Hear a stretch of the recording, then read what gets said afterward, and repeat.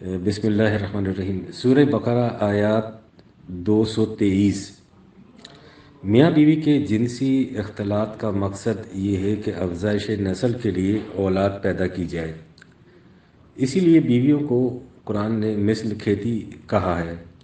کھیتی میں کسان تخم ریزی سے پہلے اپنے تمام حالات سے آگاہ ہوتا ہے، چونکہ اس کا مقصد فصلوں کا اگانا ہوتا ہے۔ تخم ریزی سے آگے بڑھ کر فصل تیار ہونے تک کے تمام مراحل سے کسان خود آگاہ ہوتا ہے کہ کس طرح اس کی نگہداشت پر مجھے اپنی ساری توجہات کو مرکوز رکھنا پڑے گا، اور وہ یہ بھی جانتا ہے کہ اولاد پیدا کر لینا مقصود نہیں ہے۔ اولاد پیدا کر لینے سے ہمیں منزل نہیں مل جاتی، اصل مطلوب اور مقصود انسان کا اپنی ذات کی نشو و نما کرنا ہوتا ہے۔ بقائے ذات ہی سے حیات جاوداں حاصل ہوتی ہے۔ یہ بلند منزل صرف اولاد کے پیدا کر لینے سے حاصل نہیں ہو جاتی۔ اس حقیقت پر اگر ایمان رکھو گے تو خوشگواریوں کا حصول ممکن ہوگا، اور اس کا طریقہ یہ ہے کہ ہمیشہ قوانین خداوندی کی نگہداشت کرو، اور اس حقیقت کو ایمان کے ساتھ پیش نظر رکھو کہ تم خدا کے قانون مکافات کی زد سے نہیں بچ سکتے۔ افزائش نسل کا فطری مقصد ایک بڑے فرق کے ساتھ حیوان اور انسان میں مشترک ہے۔ انسان کو آزادی اور اختیار حاصل ہے کہ وہ اولاد کو پیدا کرے یا نہ کرے۔ وہ فطرت کے پروگرام کی پابندی پر مجبور حیوان کی طرح پیدا نہیں کیا گیا۔ وہ اپنے حالات کے پیش نظر اولاد کو پیدا کرنے کا پروگرام بنا سکتا ہے، کیونکہ یہ محنت طلب ذمہ داری مناسب ذرائع اور اسباب کے میسر آنے کی متقاضی ہوتی ہے۔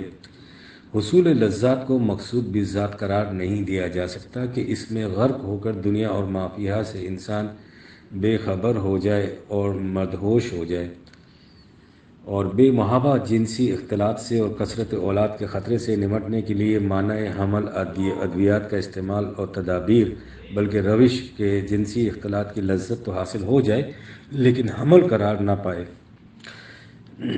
اختیار کی گئی ہیں۔ یہ روش کوئی دور جدید کی اختراعات نہیں ہیں، یہ بدنہادیاں پرورزن قدیم زمانے سے چلی آ رہی ہیں۔ ہماری کتب روایات عزل ایکسٹرازیٹ کے تذکروں سے بھری پڑی ہیں کہ جنسی اختلاط میں مادہ تولید رحم کے اندر خارج نہ ہونے پائے۔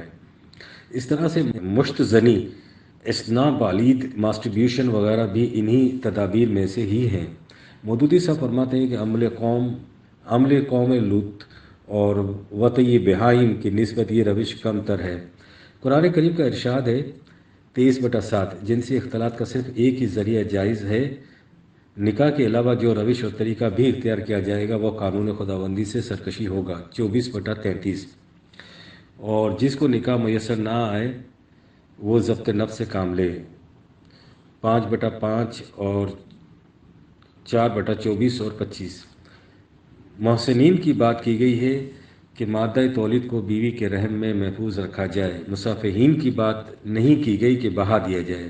223 سورہ بقرہ کی آیت فاتو حرثکم انی شئتم میں انا کے معنی جب اور جہاں سے دو مطلب ہیں۔ مطلب یہ ہے کہ اپنی کھیتی میں جب جی چاہے چلے آؤ، جب افزائش نسل مطلوب ہو، لیکن ہمارے یہاں یہ مطلب لیا گیا ہے کہ جہاں سے جی چاہے آؤ۔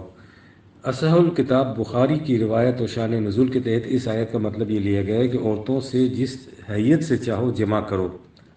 یہ یہاں پر انسان کی مشیت پر نہیں چھوڑ دیا گیا ہے۔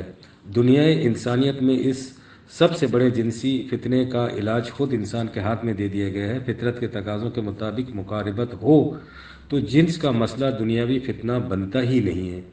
انسان قانون خداوندی کا ادراک اختیار اور ارادے کی بنیاد پر کر سکتا ہے۔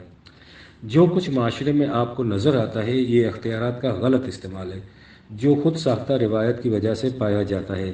انسان کے مقصود حیات کا ماحصل اور انسانیت کا مطلوب اور مقصود کی انتہا یہی ہے کہ حیوانی سطح سے بلند ہو کر انسانی ذات کی نشو و نما اور اس کو ارتقا دیا جائے۔ یہی کچھ ہے جسے ہم آگے بھیج رہے ہوتے ہیں۔